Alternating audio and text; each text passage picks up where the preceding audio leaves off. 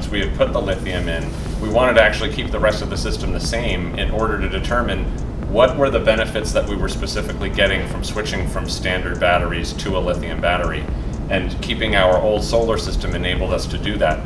But it also then revealed the inadequacies of our existing solar system. And once we started looking, of course, we wanted to keep with the Xantrex name. We're very comfortable with the quality and the familiarity we have with all of Xantrex's products, and the fact that Xantrex then now offers solar meant it was a no-brainer for us to continue that and expand our system now with Xantrex Solar.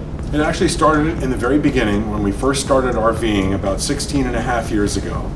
We purchased our first RV and it had a Xantrex inverter in it, a 2,000 watt Xantrex inverter, and that's the name we knew.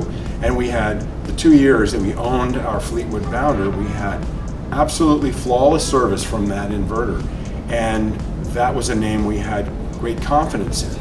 And when our new RV came with a different brand that failed after several years, it was again a given that we would replace that with a Xantrex unit. And once we did that, then it was a matter of what batteries are going to be available to feed it, and what solar panels are going to be available to feed them.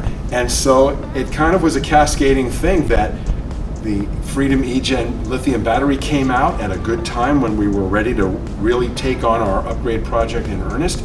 And as John mentioned, we didn't want to do the batteries and the solar panels at the same time, because a good experiment to learn what factors affect the outcome is to do one factor at a time.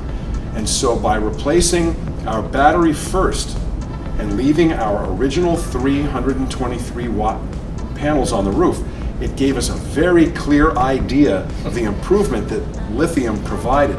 Now that we've upgraded our solar panels to 1,300 watts of Xantrex Solar, we are going to find out the difference between 375 watts and 1,300, and also flexible panels and tiltable rigid panels.